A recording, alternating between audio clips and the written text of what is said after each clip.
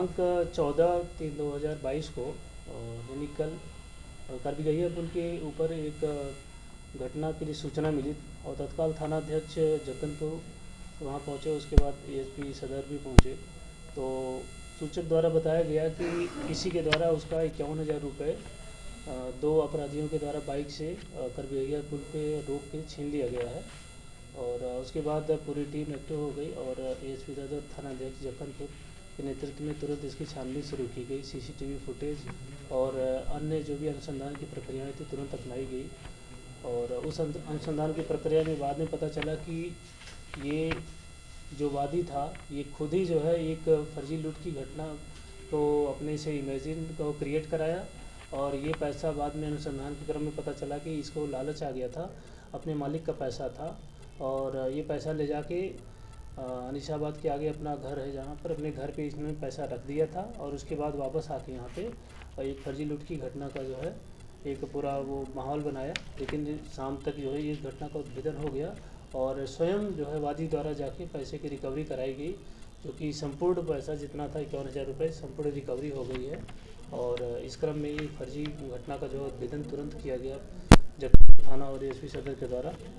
और उनको संबंधित धाराओं में फिर उनके खिलाफ कार्रवाई की जा रही है और उनको जेल भेजा जा रहा है।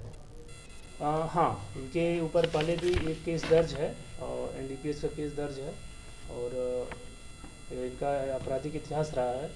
और इस संबंध में जो है इनको जो है कार्रवाई की जा रही है। नेक्स्ट है जो आप लोगों को पता है, कुछ दिन पहले 3 मार्च को है अमूल की एक यहाँ पे एजेंसी है, वहाँ पे कुछ अपराधियों के द्वारा जो है फायरिंग की घटना करते हुए लूट के अटेम्प्ट कोशिश की गई थी, लेकिन वो सक्सेसफुल नहीं हुए थे। और वहाँ पे एक व्यक्ति के पाँव में गोली इन्होंने मार दिया था। और उसमें एसएसपी महोदय के द्वारा टीम का गठन किया गया था और एएसपी सदर और जक्कनपुर थाना अध्यक्ष के नेतृत्व में ये टीम लगातार काम कर रही थी। इसी क्रम में कल पता चला कि कुछ अपराधी यहाँ पे एक स्थान है यहाँ पे जिसमें एक उर्फ कारू, अंकुश कुमार, मनीष कुमार, इनके पास से जो है एक आर्म्स भी बरामद किया गया और 3 गोली बरामद की गई इनके पास से। और बाद में पूछताछ में पता चला कि अमूल की जो एजेंसी की घटना थी उसमें रविशंकर उर्फ कारू इसमें से शामिल है और 3 और इसमें अन्य अपराधी हैं जिनके नाम को अभी अनुसंधान के दृष्टिकोण से जो है अभी गुप्त रखा जा रहा है और उनका पता कर लिया गया है। बहुत जल्द उनकी भी गिरफ्तारी हो जाएगी। इस तरीके से अमूल की जो घटना थी एजेंसी की उसका अभी उद्भेदन हो गया है। और इन 3 अपराधियों में से काफ़ी लंबा इतिहास रविरंजन कुमार उर्फ कारू के 8 घटनाएं जो अभी तक जो हम लोगों को पता चली हैं जक्कनपुर थाना और अन्य कई थाना में इनके खिलाफ दर्ज हैं। और इसके साथ अंकुश कुमार जो हैं ये पिता स्वर्गीय हरे राम सिंह सरवा भत्सारा थाना विक्रम के हैं। इनके खिलाफ भी अभी तक जो है 4 कांडों में विभिन्न थानों में इनके खिलाफ कांड दर्ज हैं।